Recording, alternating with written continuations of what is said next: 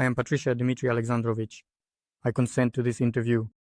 I serve my conscription in the Primorsky Krai.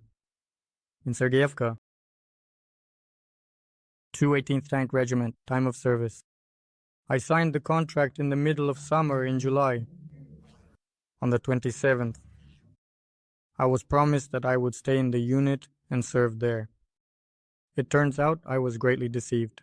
I was promised that I would stay, serve in the unit, go on duty, and simply receive a salary of 50,000. I would send money to my mother, help with some of the loans, but then some order came and I was sent here when I didn't want to go at all.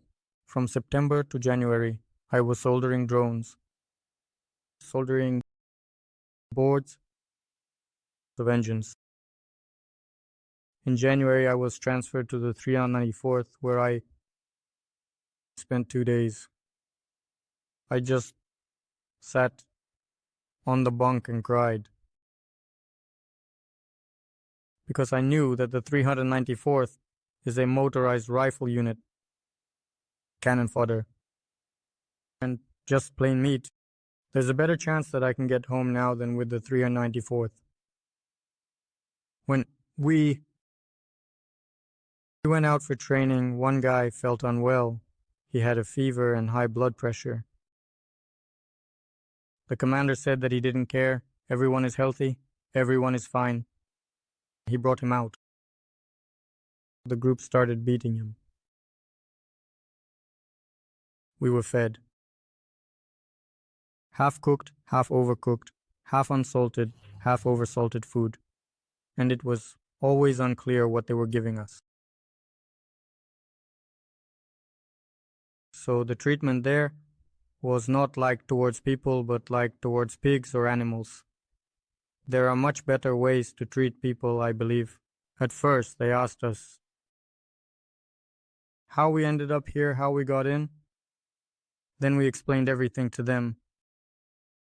And then it was just between conversations. Everything was up to the ears, and the treatment towards us was the same. They even gave us something to drink, and sometimes a smoke. On the 10th, we gathered. On the morning of the 11th, we set out on 3 BMPs. The second BMP broke down on the way. Only 2 made it.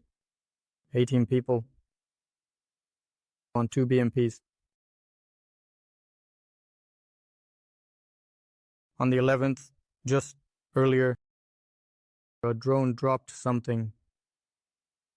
And from the 11th to the 24th of that month was the last one. We had a run into the open field of the village. It accounts for more than 60 or 70% losses. For example, if we have about 70 people alive, only about 20 remain, maybe even fewer. From the first combat mission, we lost a total of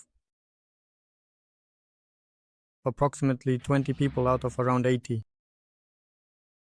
It was said that you would get on 3 BMPs and go to the open field. You would pass only 3 streets. Take a look. And he said that there was no one on those 3 streets. We were supposed to go 3 streets, secure them, but 2 or 3 wouldn't have been enough for us, and we would have returned back. But since the second BMP broke down, we moved to the third one. We managed to fit 12 people into the third BMP. The first 2 immediately went down. I was wounded at that moment. Then I ran into the house. From the house, drones started targeting the house. The house collapsed, and 5 people were still inside. I was the 6th person to get out from those 5. I ran into the garage, stayed there for a while, and went to the toilet. I look out, and they wave to me from the house, telling me to run quickly. I, limping, make my way to the house, sit in the closet, and until the 24th, I sat in the closet for 24 hours, and your soldiers spotted us and started firing at us with rifles and machine guns. I'm sitting in the closet, almost crying already.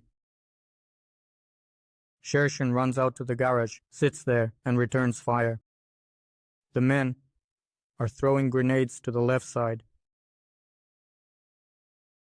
Well, that's it. It seems like it has stopped a little, that's all we say. Sadoy says, well, that's it. Let's maybe jump out the window and run somewhere far away. And here, the drone didn't hover there. Shershin had already collapsed in the garage at that moment, and he shouts, that's it, we surrender. And at that moment, without thinking for long, Sadoy comes out and says, that's it, I surrender. Raccoon and I smoke a cigarette. And we also come out saying that we are surrendering. It turns out that we are earning money, but at this moment, we're told that we need to chip in for the company's needs. No one sees anything from these company needs. Once I wanted to earn some pocket money for myself, or at least send some to my parents, like I did, for example. I wanted to help my mother pay off her loans. Before that, he had a decline. The attitude towards the personnel was absolutely indifferent. He didn't even look anyone in the eye properly. But the current commander, Chechen, on the contrary, tried to talk to the personnel, yet still they extorted time. They said it was for the needs of the battalion that we would buy drones. But no one ever saw any drones whatsoever. Nothing was seen by anyone at all.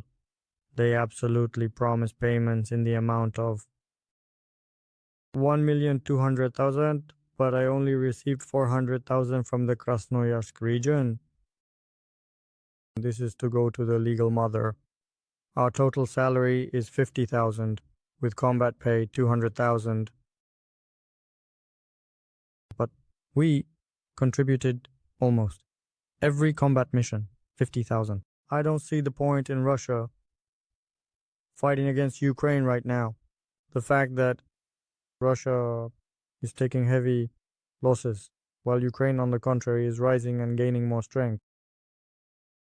As they said, according to history, these are supposed to be Russian lands, but they were not Russian lands at all.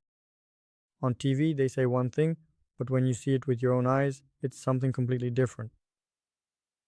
On TV, they told us things that I watched like this.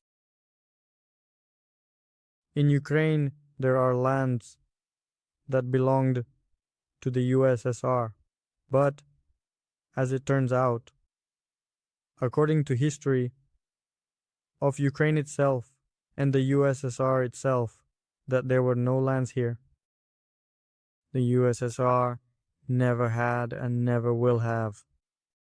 That here, right here, as we stand in this foreign territory, it turns out, as Russians, are mostly to blame for constantly invading and invading, bombing and destroying the peaceful population. That it would be better to retreat and end this war quickly. That we will not win in any case. Hand over the protection of the land, then withdraw all troops, all weapons. Please forgive me. I love you very much and want to return to the field soon and hug you all. I was actually hired on an urgent basis. Severe hypertension. Well, technically hypertension of the first degree, because my blood pressure is constant. Half of my personal file was thrown out by the military enlistment office. I was brought to the Krasnoyarsk Military Commissariat, Soviet Military Commissariat, Toul. There I underwent a commission. For 3 or 4 days I underwent a commission.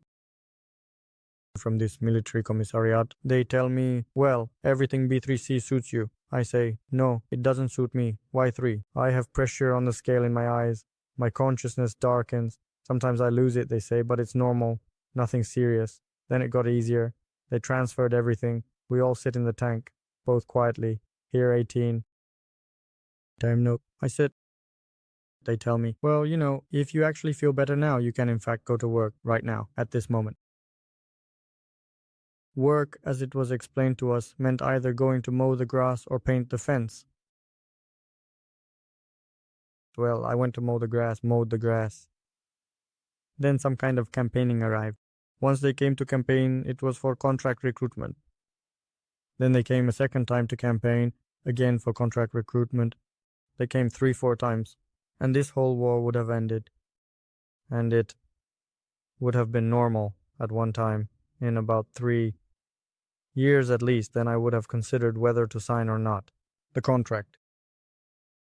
Now it would be better if none of the young guys signed. Because many young guys are signing, the contract is all because of something that large payments are coming. They sign just for the money. I signed because I absolutely and truly needed to help my very dear mother. If it weren't for the loans my father took out, I wouldn't have signed like that. BDV contract. I would tear it up right now, on the spot. I would say no, and that's it. I will continue with Rodchenko. When I get home, I will go to study, and after studying, I will continue to work. As for my military career, I will just end it when signing the contract. Yes, maybe there's a small chance that they will leave you to serve in the unit to stay, but most are now being transferred to this unnecessary war. I said that it's not needed by anyone right now. For the majority of you, 99%, I will just be transferred. The military unit will just get rid of you. Like an unnecessary item. You will suffer because of it later. Yes, it would have been better not to sign. Honestly. At first you think it's great, and then you realize, oh fool, why did I sign the contract? Just like it happened to me. I thought everyone would stay in the unit, everything would be fine, and then when they transferred me to the forest area, they corrected it here. That's when I started to think they deceive us very much. There. Almost every word was a deception.